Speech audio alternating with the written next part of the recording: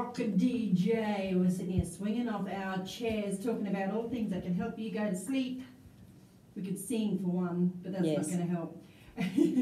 Look, you just tuned into Bay FM. I'm glad to have your company. If you have a sleeping disorder or know somebody who does, you might want to tune in.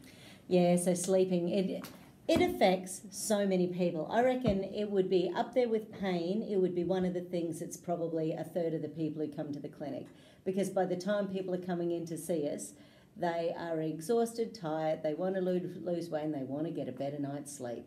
It just affects everything. Yeah, it does. Just like when sneezes that come to your nose and then they disappear. That's ripped off. But look, you know, a lot of people do suffer from various different sleep disorders. And yes. I mean,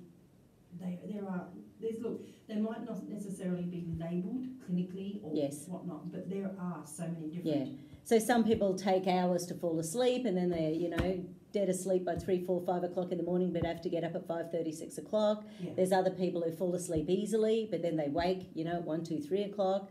There's other people who just never get into a deep sleep. It's just a light sleep all night long, waking up. You know, so it's different patterns for everyone. When you're not sleeping well, what happens with you?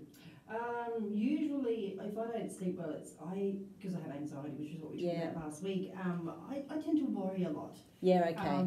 Especially with the nursing history, I was always worried about, did I do everything right that day? Did I give Mr. Smith his right medication at 10 o'clock? You do think these things as a nurse, but now, because I've nursed in a long time, I was told, if you worry about something as you go to bed, write it down, do it in the morning. And at first I thought it was absolutely stupid. Yeah. But no, for me it works. Write it down.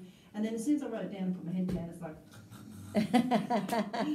You're off, you're happy. Off, yeah. But getting to that point, I can struggle. I can sit there for a good 40 minutes and toss and turn and toss and turn. But then you have that fight. I don't know if you have it, where you go, come on, you need to go to sleep. Oh, yeah. You have that fight with yourself. Yes. Yeah. So I take for hours to fall asleep. If I'm not going to sleep, it's just because there's lots on, and and you know, I've got a lot of stuff in my little dispensary at home for sleep. Like, it's one of my big things. So I always have, like, I love kava. I think it's one of the most fantastic things. I think things like calcium, magnesium, potassium combinations, because each one of those minerals helps to get us into a deeper layer of sleep. And potassium's about the nerves. So the more symptoms we have about the nervous system, then basically the more potassium deficient we are. So potassium can be a huge one, as are magnesium and calcium. All three of them are required. If we're not converting our serotonin, so when we wake up in the morning, we're supposed to activate our serotonin. When we're going to sleep, when the sun goes down, the serotonin's supposed to convert to melatonin. If that conversion isn't happening, it's nearly always because of toxicity or inflammation, or one of the methylation pathways or something in the liver isn't working. So something's going on when we're not converting our minerals to our sleep hormones. Yeah. So there's so many things that can be going on, and we've chatted about tiredness before. So, you know, people who are tired throughout the day, say people with chronic fatigue, they're getting up in the morning, they're already exhausted because they've slept really bad. To get themselves going through the day, they're often over-medicating with things like coffee or cigarettes or sugar or whatever they need to do to get through the day, which is all activating their adrenaline, noradrenaline, all their stress hormones. So then by the time they're trying to get into the sleep mode, they've still got like a residue left. Oh, it's there. There's no way their brain's going to go to sleep. And that is a classic cycle of people that fall, like most of us do fall into that cycle. We're so busy with work, we're so busy with family, commitments.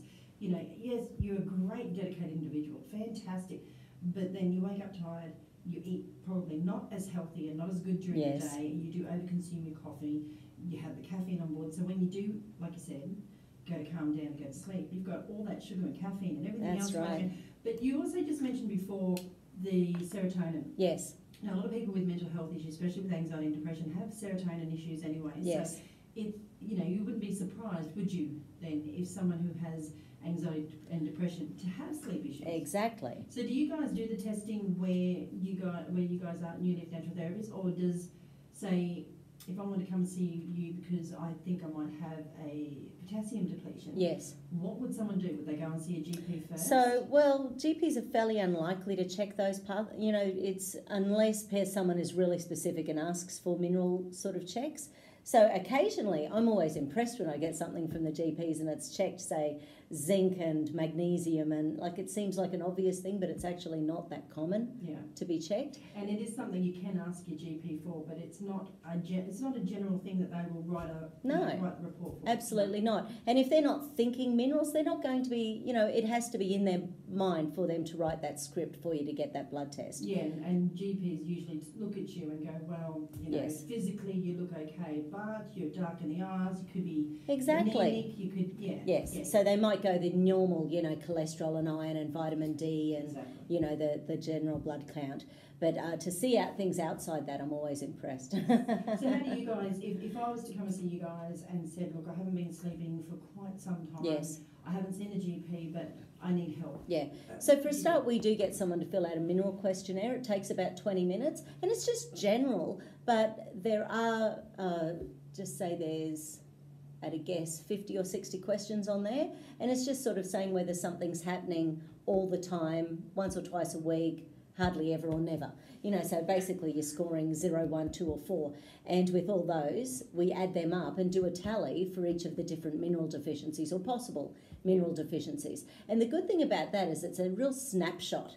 So without having to get a blood test, there's a snapshot because different minerals have different deficiency signs and symptoms. So if someone's got lots of joint aches and pain, so if they're in bed and their joints are in pain and they're walking through the day and they're having trouble getting up and down stairs and they're measuring those sort of things in the questionnaire, then they're going to come up, say, silica and calcium fluoride and stuff like that. So the minerals that actually correct the connective tissue imbalances. Yeah. So that's one of the things we do, and we do, of course, do the oligo scan, which is more about what's stored in the body with minerals. So that tells me how deficient someone is. Or like we've discussed before, just say you're taking, say, lots of magnesium, but you're still exhausted, you still have muscle aches and pains, the fibromyalgia is still playing up and you're still not getting a good night's sleep. Well, what's happening with your magnesium? So sometimes we have bigger needs. So some people genetically simply have bigger needs for different types of nutrients, and I suspect that's me because I need magnesium. If I forget magnesium for a week, I will start getting headaches. I start getting twitches. The old muscle twitches. Okay. That's a real magnesium People sign. Like you're winking at them, but you're not. That's exactly. It's very sexy. Yeah. So and another with the headaches, it's that band around the forehead. That's a real classic magnesium sort of sign. Yeah. So those sort of, so when we fill these out, so just say you're someone who has always taken magnesium, you fill out the mineral questionnaire, but you still have lots of signs. It might be the type of magnesium's wrong, it might be an absorption issue, so you might need something like digestive enzymes. Speaking of which, sometimes when I'm trying everything and someone isn't sleeping well still, sometimes digestive enzymes can be, and there's a million of those out there. Because if you're not digesting your meal or eating too late, then that can keep you up as well. So there's so many factors that can cause you for not resting comfortably and not dripping off to sleep. So, this is where you guys come in because you guys can go through the whole picture. Exactly. But we will be back. We're going to kick it off now with a little bit of Bee Gees. Spicks and Specks. You're listening to Bay FM.